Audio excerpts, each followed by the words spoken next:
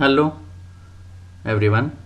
Well, we all might have experienced while injecting the intraocular lens. Sometimes the trailing haptic of the intraocular lens gets stuck in the cartridge. This happens most of the times with IOLs made from Indian manufacturers. Here I will be presenting an innovative technique to how to get out of this situation without damaging the haptic of the intraocular lens. So let's start. This is the normal method of loading an Indian intraocular lens. This is the butterfly cartridge.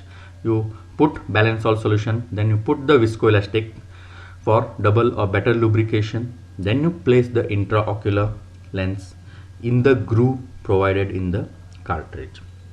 Make sure neither the optic nor the haptic gets out of the groove and gets stuck between the flaps of this butterfly cartridge. So once you lock the cartridge, you place it into the injector. Make sure that the injector slides easily and the IOL is not getting stuck. Then you put the intraocular lens. So let's go to the cases proper. I have put the only viscoelastic in this case. Place the intraocular lens in the groove of the butterfly cartridge.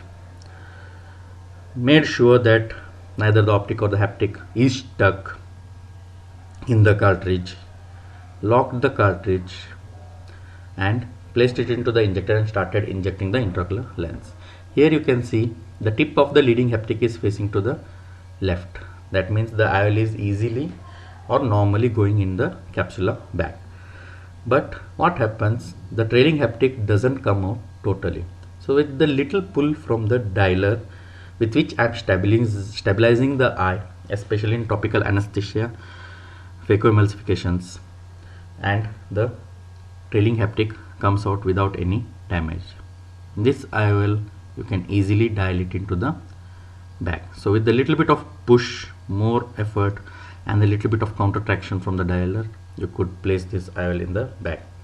But this doesn't happen in all the cases.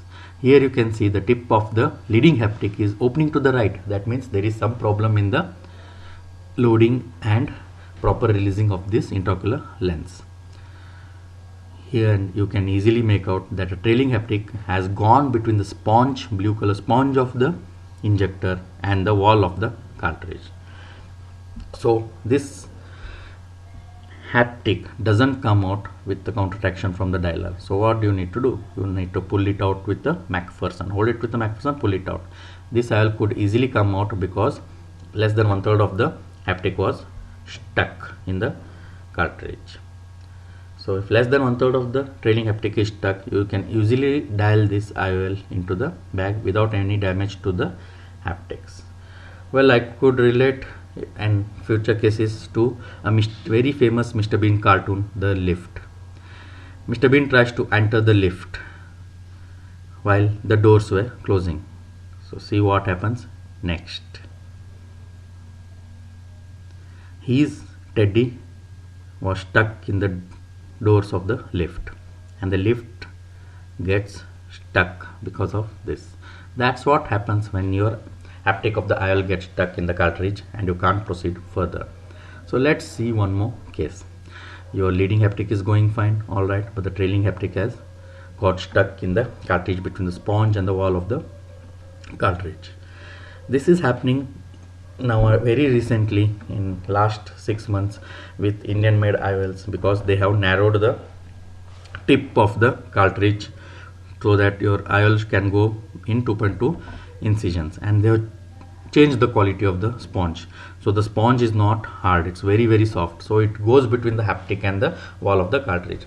So what I am doing here, I am giving a relaxing cut in the cartridge to release the point of traction where the haptic of the IOL is getting stuck in the cartridge. So after giving the relaxing cut with the keratome, the haptic comes out. You can easily pull it out with the McPherson and you can place this IOL in the bag.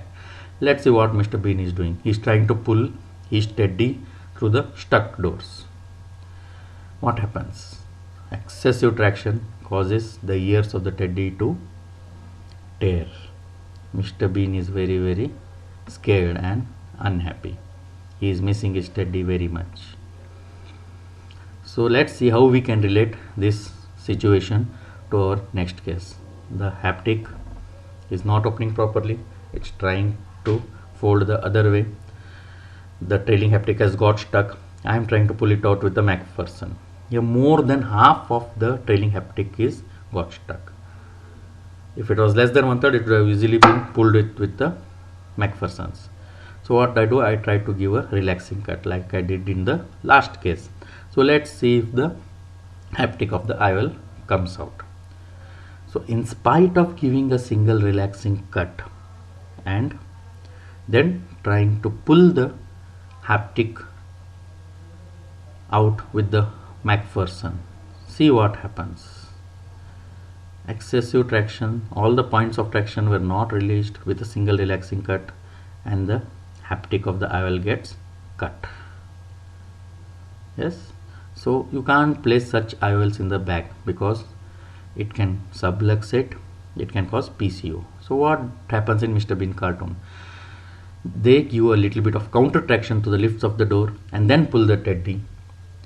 That starts the lift again and the teddy is out. So important is giving counter traction. So instead of giving one relaxing cut, in my next case series of cases, I started giving two relaxing cuts with the keratome, one on either side of the stuck haptic. See here, I given a relaxing cut on one side. I do a similar thing on the other side of the stuck haptic. So by giving two relaxing cuts, all the points of traction which are present between the haptic, the sponge and the wall of the cartridge are released. Most important step is, instead of pulling with the McPherson, just lift the flap between the two cut margins with the colibri or a keratome. That just releases the IOL out of the stuck cartridge without damaging the intraocular lens. So this intact intraocular lens, you can easily dial it into the capsular bag. This saves the day and future complications of IOL related problems. So the IOL is intact, I am dialing it into the capsular bag. So the most important is two relaxing cuts on either side of the stuck haptic and lifting the flap. So after everything, Mr. Bean got his teddy back and is very happy. He likes to go home and sleep. So with this technique, you can easily go back and have a peace of mind. Thank you very much for your patient hearing. Thank you.